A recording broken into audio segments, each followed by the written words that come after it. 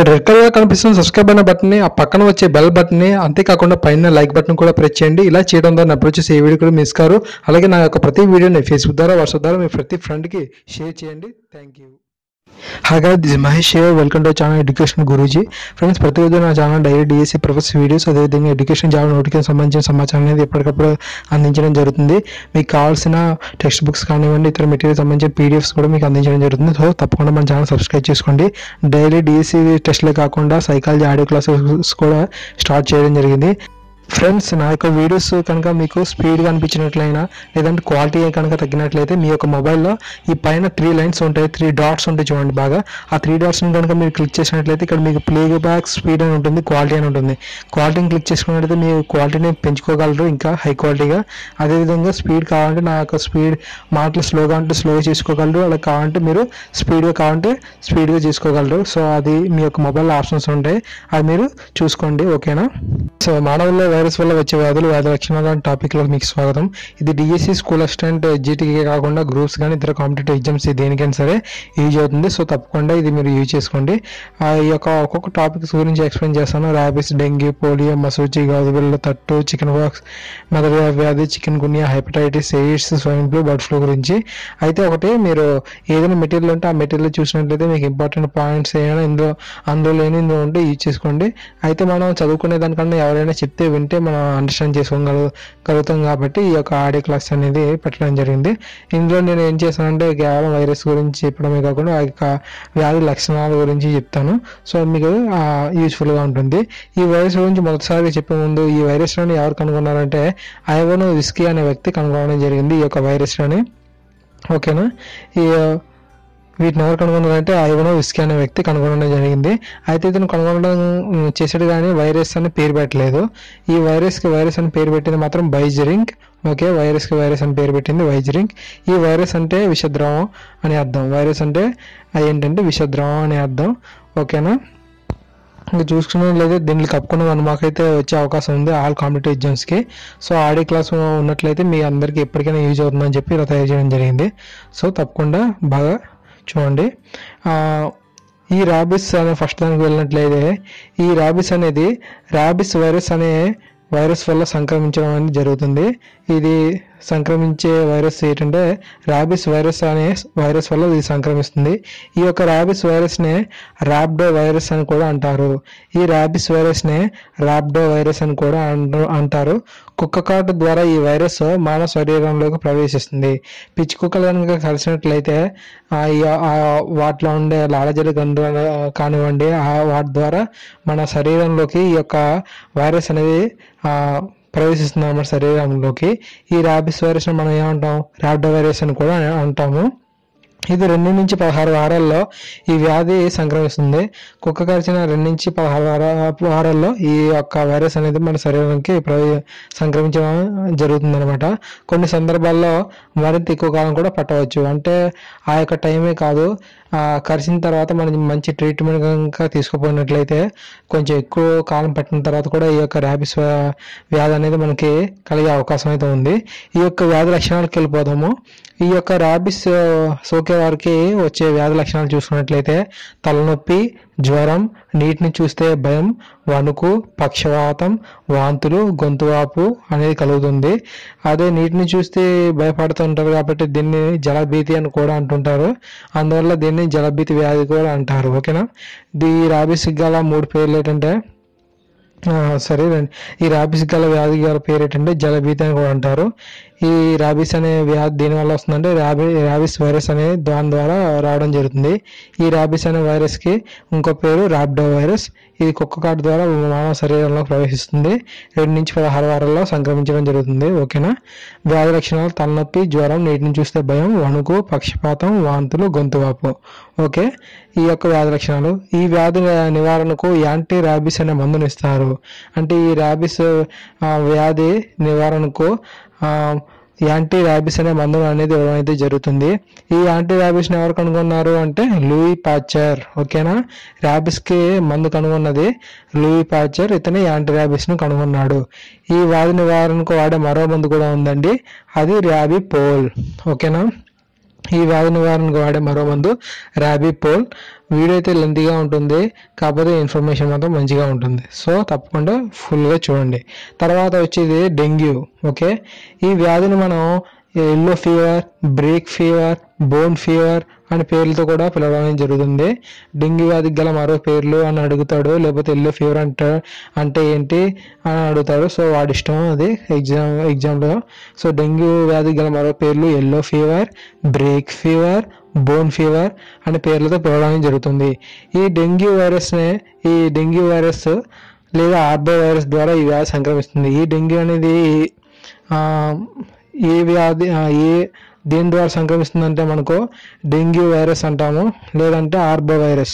ఓకేనా, ఈ డెంగ్యూ అనేది ఆర్బో వైరస్ ద్వారా సంక్రమించడం జరుగుతుంది.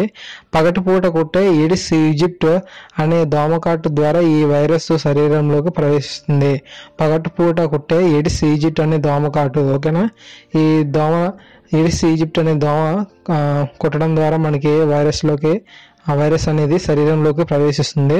ఈ వ్యాధి వల్ల రక్త ఫలికల సంఖ్య తీవ్రంగా తగ్గిపోతుంది. ఈ వ్యాధి వల్ల ఏమవుతుందంటే రక్త ఫలికలు అయితే ఉన్నాయి కదా, వీటి యొక్క సంఖ్య తీవ్రంగా తగ్గిపోతుంది. 4 నుంచి 8 రోజుల్లో వైరస్ శరీరంలోకి ప్రవేశించిన తర్వాత ఈ వ్యాధి వస్తుంది. ఇందుక కుక్క ఎలా కరిస్తే మనకి కొంచెం టైం పట్టిందో, అదేవిధంగా ఈ ఎడిస్ ఈజిప్ట్ అనే దోమ కూడా కుట్టిన తర్వాత 4 నుంచి 8 రోజుల్లో వైరస్ శరీరంలోకి ప్రవేశించి ఆ తర్వాత వ్యాధి అనేది రావడం జరుగుతుంది. దీని ద్వారా ప్రభావితం అయ్యే కీళ్ళు, చర్మం. ఓకేనా, మన కీళ్ళు ఉన్నాయి కదా, అలాగే ఈ చర్మం కూడా ఈ యొక్క వ్యాధి ప్రభావానికి లోనవుతుంది. వ్యాధి లక్షణాలు చూద్దాము. తీవ్ర జ్వరం, తలనొప్పి, కీళ్ళ నొప్పి, కండరాల నొప్పి, కొన్ని రోజుల పాటు చర్మం మీద చిన్న చిన్న గుల్లలు ఈ వ్యాధి వల్ల ఏర్పడే అలాగే ఉండిపోవడం అనేది జరుగుతుంది. ఓకేనా, వ్యాధి లక్షణాలు మళ్ళీ ఒకసారి చూద్దాము. తీవ్ర జ్వరం కలుగుతుంది, తలనొప్పి వస్తుంది, కీళ్ళ నొప్పులు, కండరాల నొప్పులు, కొన్ని రోజుల పాటు చర్మం మీద చిన్న చిన్న గుల్లలు ఈ వ్యాధి వల్ల ఏర్పడి అలాగే ఉండిపోవడం జరుగుతుంది. ఓకేనా, మీకు కానీ కీళ్ళ నొప్పులు వస్తే తప్పకుండా అది డెంగ్యూ కాదు చెక్ చేసుకోండి. సరే, తర్వాత చూసుకున్నట్లయితే పోలియో ఉందండి. ఓకేనా, ఈ పోలియో గురించి మనకి అందరికీ తెలిసిందే. ఈ వ్యాధి ఎంటెరో వైరస్ లేదా పోలియో వైరస్ వల్ల సంక్రమిస్తుంది. ఈ వ్యాధి ఎంటెరో వైరస్ లేదా పోలియో వైరస్ వల్ల సంక్రమిస్తుంది. ఈగలు, కలుషిత ఆహారము, కలుషిత నీరు ఈ వ్యాధికి వాహకాలుగా పనిచేస్తాయి. మనం ఈగల వారిన ఫుడ్ తిన్నా, కలుషితమైన ఆహారం తిన్నా, మురిగిపోయిన లేకపోతే కలుషితమైన నీరు తాగినా సరే ఈ వ్యాధి అనేది మనకి రావడం అయితే జరుగుతుంది. ఈ వ్యాధి వలన ఏమవుతుందంటే నాడీ వ్యవస్థ మీద తీవ్రమైన ప్రభావం అనేది చూపిస్తుంది. అందుకనే పోలియోను శిశుపక్షవాతం అని కూడా అంటారు. పోలియోని ఏమంటారంటే శిశుపక్షవాతం. ఓకే, పోలియో గల మరొక పేరు శిశుపక్షవాతం. జూనాస్ సాల్క్ అనే శాస్త్రవేత్త ఈ యొక్క పోలియో టీకాను కనుగొన్నాడు. పోలియోకి జూనాస్ సాల్క్. ఓకేనా, జూనాస్ సాల్క్ అనే శాస్త్రవేత్త పోలియో టీకాను కనుగొన్నాడు.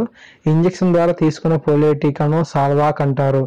దీనికి 2 రకాలుగా ఉన్నాయి మందు. ఓకే, ఇంజెక్షన్ ద్వారా తీసుకున్నారనుకోండి పోలియో టీకాకి, దాన్ని సాల్వాక్ అంటారు. అదే నోటి ద్వారా మనం చిన్నప్పుడు చాలాసార్లు నోట్లో వేస్తుంటారు చుక్కలు, నోటి ద్వారా తీసుకునే ఈ చుక్కల మందుని సాబిన్ అంటారు. ఓకేనా, ఇంజెక్షన్ అయితే సాల్వాక్, నోట్లో చుక్కలు వేస్తే సాబిను. ఈ పోలియో వల్ల చాలక నాడుల్లో నశించిపోయి కాళ్ళు, చేతులు చచ్చిపోతాయి. మన శరీరం ఉండే చాలక నాడులో నశించిపోయి కాళ్ళు, చేతులు చచ్చిపడిపోతాయి. అందుకనే కాళ్ళు ఇంకా స్పర్శ అనేది తెలియదు, అందుకనే అవి అలాగైపోతాయి. సో అది మీకు అందరికి తెలిసిందే. చాలా సంవత్సరాల నుంచి మనం చూస్తూనే ఉన్నాము ఈ మిగతా వ్యాధులకి ఈ వ్యాధికి గల తేడా ఏంటో. 7 నుంచి 14 రోజుల్లో ఈ వ్యాధి అనేది సంక్రమించడం జరుగుతుంది. చాలా త్వరగా ఇది వచ్చేస్తుంది అనమాట. 7 నుంచి 14 రోజుల్లో. ఈ వ్యాధి లక్షణాలు ఏ విధంగా ఉంటాయంటే తలనొప్పి, వాంతులు, వికారము, తీవ్రమైన జ్వరము, అతిసారము, పక్షవాతం కలుగుతాయి. ఈ వ్యాధి వలన తలనొప్పి, వాంతులు, వికారము, తీవ్రమైన జ్వరము, అతిసారము, పక్షవాతం అనేది కలగడం అనేది జరుగుతుంది. ఓకేనా, సో ఇది పోలియో గురించి. తర్వాత ఏంటంటే మసూచి. ఈ మసూచి వ్యాధిని స్మాల్ ఫాక్స్ అంటాము. ఈ మసూచి వ్యాధిని స్మాల్ ఫాక్స్ లేదా స్ఫోటకం అని కూడా అంటాము. ఈ వ్యాధిని స్మాల్ ఫాక్స్ లేదా స్ఫోటకం అని అంటాము. వారియల్లా వైరస్ వల్ల ఈ వ్యాధి అనేది సంక్రమిస్తుంది. వారియల్లా వైరస్ వల్ల ఈ వ్యాధి అనేది సంక్రమించడం జరుగుతుంది. దీనివల్ల కూడా మొత్తం శరీరం అనేది ఈ వ్యాధికి లోనవడం జరుగుతుంది. ఓకేనా, ప్రత్యక్ష స్పర్శ, రోగి వాడిన వస్తువులు వాడడం ద్వారా ఈ వ్యాధి అనేది సంక్రమిస్తుంది. మేము మసూలు సోకిన వారి ప్రత్యక్షంగా తాగడం, మసూలు ఎవరికైతే వచ్చిందో వారిని ప్రత్యక్షంగా తాకినా లేదా వారు వాడిన వస్తువులు మీరు వాడినా సరే మీకు అనేది రావడం అనేది జరుగుతుంది. దీనికి ఎవరు కనుగొన్నారంటే ఎడ్వర్డ్ జెన్నర్ ఈ వ్యాధికి మొదటిసారిగా టీకాను కనుగొనడం జరిగింది. ఈ వ్యాధికి మసూచికి ఎవరైతే టీకాను కనుగొన్నారంటే ఎడ్వర్డ్ జెన్నర్ అనమాట. మసూచిని భారత్లో పూర్తిగా నిర్మూలించారు. ఓకేనా. ఓకే, ప్రతి దాన్ని కూడా ఎవరు కనుగొన్నారో దానికి నివారణ ఏంటి, దాని యొక్క టీకాలు అనేది చెప్పడం జరుగుతుంది, వాటి యొక్క వ్యాధి లక్షణాలు కూడా. సో అవన్నీ బాగా రాసుకోండి. వ్యాధి లక్షణాలు: అకస్మాత్తుగా లేదా క్రమంగా జ్వరం, తలనొప్పి, వెన్ను నొప్పి రావడం అనేది జరుగుతుంది. అకస్మాత్తుగా లేదా క్రమంగా జ్వరం రావడం జరుగుతుంది, అంటే తలనొప్పి రావడం జరుగుతుంది, అలాగే వెన్నునొప్పి కూడా రావడం జరుగుతుంది. ఈ వ్యాధి సోకిన 3వ రోజు శరీరం మీద ఎర్రని చిన్న గుల్లలు ఏర్పడి బొబ్బలుగా మారుతాయి. ఈ వ్యాధి సోకిన 3వ రోజు శరీరం మీద ఎర్రని చిన్న గుల్లలు ఏర్పడి బొబ్బలుగా ఏర్పడతాయి. చివరికి ఒకలాంటి ద్రవంతో పొక్కులుగా మారుతాయి. ఈ పొక్కులు శరీరంపై గుంటలతో కూడిన మచ్చల్ని శాశ్వతంగా ఏర్పరుస్తాయి. అంటే ఏంటంటే వీటికి చిన్న చిన్న గుల్లలు ఏర్పడతాయండి. ఏర్పడిన తర్వాత అవి పొక్కుల్లా అయిపోయి శాశ్వతంగా ఉండిపోతాయంట. అవి ఒక మచ్చల్లా ఉండిపోతాయంట. ఓకేనా. తర్వాత చూసుకున్నట్లయితే గౌద బిళ్ళలు. ఈ గౌద బిళ్ళలను మనం ఏమంటామంటే మమ్స్ అంటాము. వీటి గురించి కూడా మనకి చిన్నప్పటి నుంచి బాగా తెలిసిందే. ఓకేనా. మనం చాలామంది ఇక్కడ స్టిక్కర్స్ అంటించుకుంటాం కదా దవడ కిందన, అది మనకు తెలిసిందే. ఈ యొక్క గౌద బిళ్ళ గురించి చూసుకున్నట్లయితే ఇది దీనివల్ల వస్తుందంటే పారామిక్సో వైరస్ అనే వైరస్ వల్ల రావడం జరుగుతుంది. పారామిక్సో వైరస్ అనే వైరస్ వల్ల రావడం జరుగుతుంది. లాలాజలంలోని చీమిడిలోని వైరస్ శరీరంలోకి ప్రవేశించి లాలాజల గ్రంథులపై దాడి చేస్తుంది. లాలాజలంలోని చీమిడిలోని వైరస్ శరీరంలోకి ప్రవేశించి లాలాజల గ్రంథుల మీద దాడి చేస్తుందంట. ప్రత్యక్ష స్పర్శ ద్వారా ఈ వైరస్ వ్యాప్తి చెందుతుంది. ఈ యొక్క వ్యాధి ఎవరికైతే వచ్చిందో వారిని కనుక టచ్ చేసినట్లయితే మనకు కూడా రావడం అనేది జరుగుతుంది. 12 నుంచి 21 రోజులు ఈ వ్యాధి సంక్రమించడానికి పడుతుంది. 12 నుంచి 21 రోజులు ఈ వ్యాధి సంక్రమించడానికి టైం పడుతుంది. గొంతు, మెడ, దవడలు ప్రభావానికి గురవుతాయి. గొంతు, మెడ, దవడలు, అందుకే మన స్టిక్కర్స్ అనేవి ఇక్కడ మన గొంతు దగ్గర, మెడ దగ్గర, దవడల దగ్గర అంటించుకోవడం అనేది జరుగుతుంది. ఓకేనా. ఈ వ్యాధికి ఎక్కువగా దవడలు అయితే ప్రభావితం అవుతాయి. అవును, ఈ వ్యాధికి ఎక్కువగా దవడలు అయితే ప్రభావితం అయితే అవడం జరుగుతుంది. ఈ ప్రభావం అనేది 7 నుంచి 10 రోజుల పాటు ఉంటుంది. ఓకేనా. రావడం అయితే 12 నుంచి 21 రోజుల లోపు అయితే వచ్చేవచ్చు. అయితే వచ్చిన తర్వాత 7 నుంచి 10 రోజుల వరకు గట్టిగా ఉంటుంది. వ్యాధి లక్షణాలు చూసుకున్నట్లయితే చెవుల దగ్గర, దవడల దగ్గర లాలాజల గ్రంథులు వాడడం జరుగుతుంది. మీరు మెడ దగ్గర చూసుకున్నట్లయితే అక్కడ మీరు 2 బెల్లా ఉంటాయి కదా, అవి ఓసిపోయినట్లు అవుతాయి. అది మీకు తెలిసిందే. అప్పుడు మనం స్టిక్కర్ అంటించుకుంటాం. ఒకటి నల్లగా ఉంటుంది, హోల్స్తో ఉంటుంది. కొంతమంది ఈ స్టిక్కర్స్ కూడా అంటించుకుంటారు డిఫరెంట్వి. సో ఇది అన్నమాట. ఓకే. తర్వాత మనం చూసుకుంటే తట్టు. ఈ తట్టును మనం మీజిల్స్ లేదా పొంగు అని కూడా అంటామండి. తట్టుని ఏమంటామంటే మీజిల్స్ లేదా పొంగు. పారామిక్సో వైరస్ వల్ల ఈ వ్యాధి అనేది సంక్రమిస్తుంది. తట్టు అనేది పారామిక్సో వైరస్ వల్ల సంక్రమిస్తుంది. మాట్లాడేటప్పుడు, దగ్గేటప్పుడు వెలువడే తుంపర్ల ద్వారా ఈ వైరస్ శరీరంలోకి ప్రవేశిస్తుంది. ఎవరైనా ఈ తట్టు రోగం వచ్చిన వాళ్ళు మాట్లాడేటప్పుడు తుంపర్లు రావడం, దగ్గేటప్పుడు తుంపర్లు వస్తుంటాయి కదా, అలాగా బాడీలో ప్రవేశిస్తే మనకు కూడా వచ్చేస్తుంది అన్నమాట. వ్యాధి సంక్రమించడానికి 10 నుంచి 14 రోజుల సమయం పడుతుంది. ఈ వ్యాధి రావడానికి మనకు 10 నుంచి 14 రోజులు టైం పడుతుంది.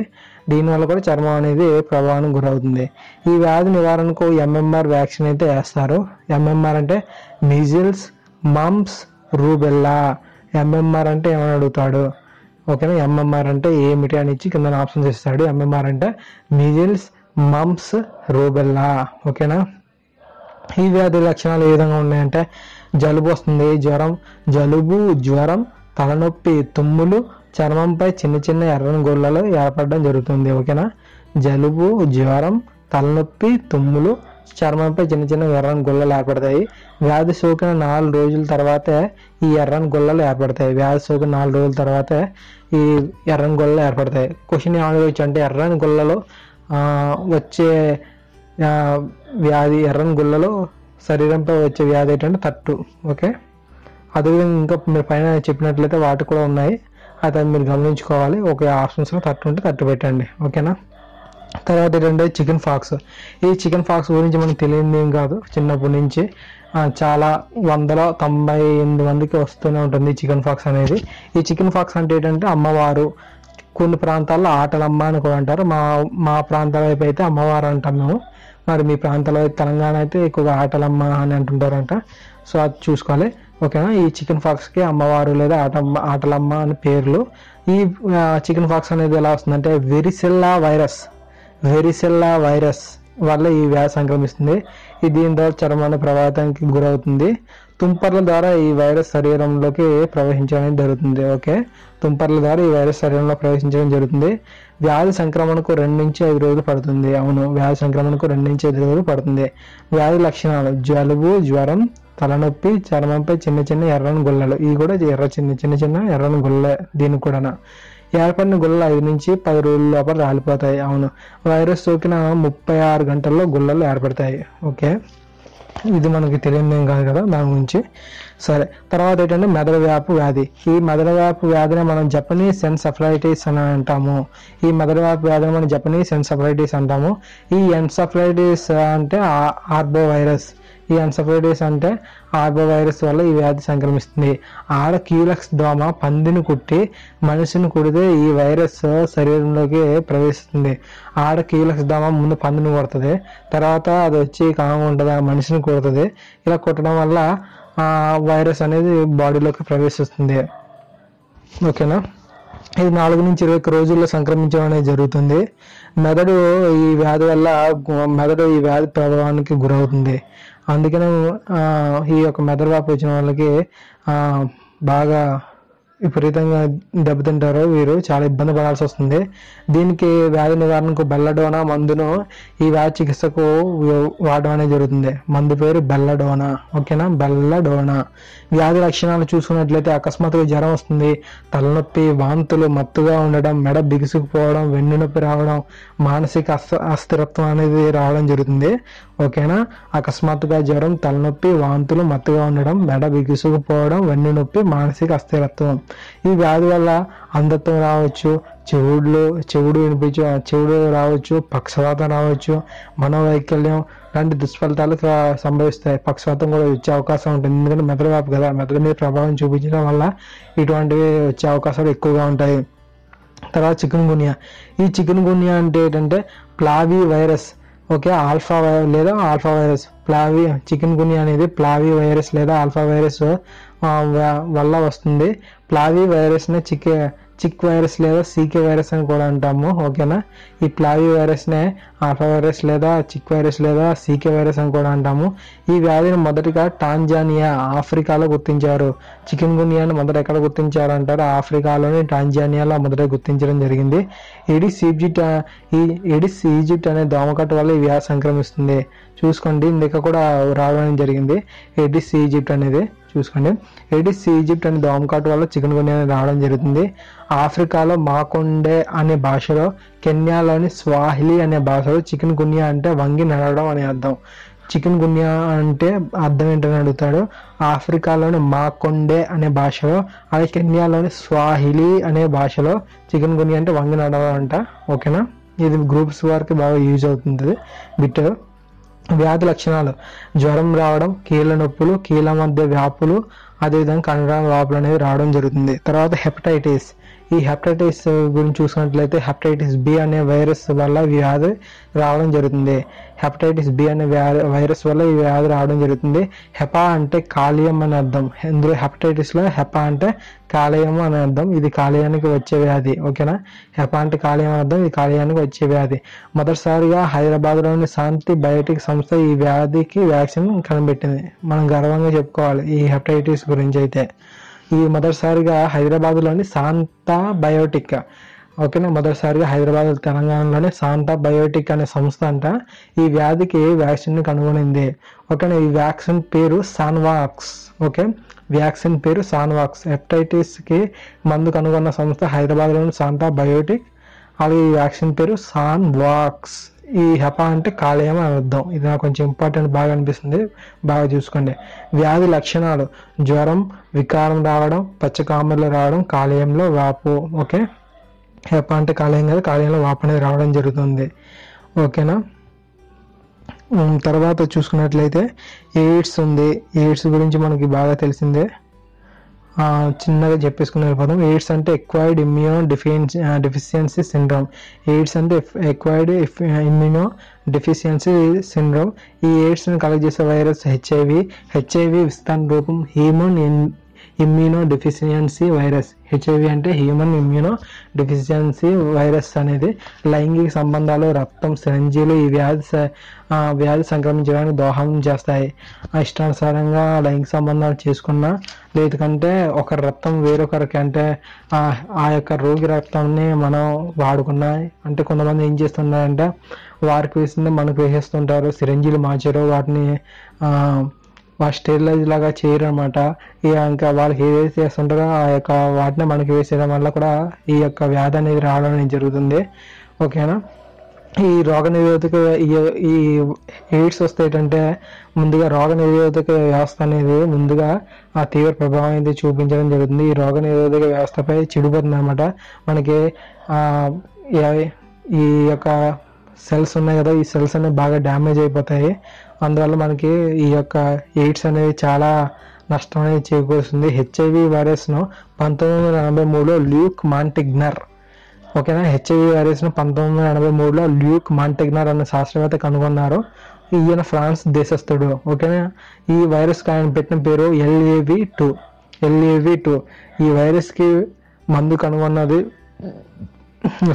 ఈ హెచ్ఐవి వైరస్ను మొదట కనుగొన్నది 1983లో ల్యూక్ మాంటిగ్నర్, ఫ్రాన్స్ దేశస్థుడు. ఇతను హెచ్ఐవికి ఏం పెట్టాడో అని తెలుసా? అంటే ఆ వైరస్కి పేరు ఏం పెట్టాడంటే LAV2 అంటే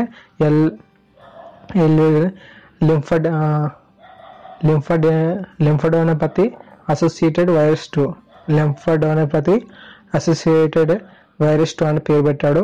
1984లో అమెరికాలో చెందిన రాబర్ట్ గాలో అనే శాస్త్రవేత్త ఇదే వైరస్ని కనుగొన్నాడు. అదేవిధంగా అతను 1983లో ఫ్రాన్స్ దేశస్తున్న ల్యూక్ మాంటిగ్నర్ కనుగొంటే అమెరికాలో రాబర్ట్ గాలో అనే శాస్త్రవేత్త ఇదే వైరస్ని కనుగొన్నారు. అతను ఏం పెట్టాడంటే HTLV3 అని పెట్టాడు. HTLV3, ఓకేనా. HTLV3 అంటే human T cell lymphotropic virus 3 అనమాట. Human T cell lymphotropic virus 3. అదేవిధంగా ప్రపంచంలోనే మొదటిసారిగా మానవులు ఈ వ్యాధిని 1981లో అమెరికాలో కనుగొన్నారు. ఓకే. ప్రపంచంలో మొదటిసారిగా మానవులు అయితే ఈ వ్యాధిని 1981లో కనుగొనడం జరిగింది. మన దేశంలో మొదటిసారిగా ఈ వ్యాధిని 1986లో చెన్నైలో కనుగొన్నారు. ఓకేనా. మన దేశంలో ప్రపంచంలో అయితే అప్పుడు కనుగొన్నారు 1981, అదేవిధంగా 1983, 1984లో కనుగొన్నారు. తర్వాత చూసుకున్నట్లయితే మన దేశంకు వచ్చినట్లయితే 1986లో చెన్నైలో కనుగొనడం అనేది జరిగింది. ఓకేనా. మరి మన తెలుగు రాష్ట్రాల్లో ఎప్పుడు కనుగొన్నారంటే 1987లో హైదరాబాద్లో ఈ వ్యాధి కేసు మొదటిసారిగా నమోదైంది. 1987లో హైదరాబాద్లో కనుగొనడం జరిగింది.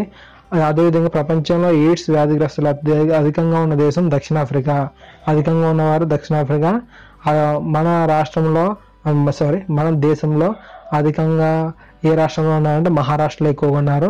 అదే మన ఏపీలో, ఆంధ్రప్రదేశ్లో చూసుకున్నట్లయితే గుంటూరులో అయితే ఎక్కువగా ఈ వ్యాధిగ్రస్తులు ఉన్నారంట. తర్వాత చూసుకున్నట్లయితే ఈ వ్యాధి లక్షణాలు సోకిన తర్వాత 3 నుంచి 5 సంవత్సరాల తర్వాత కనిపిస్తాయి. వెంటనే అయితే లక్షణాలు రావచ్చు, మెల్లమెల్లగా రెడీ అవుతుంది అనమాట. 3 నుంచి 5 సంవత్సరాల తర్వాత పూర్తిగా కనిపిస్తుంది.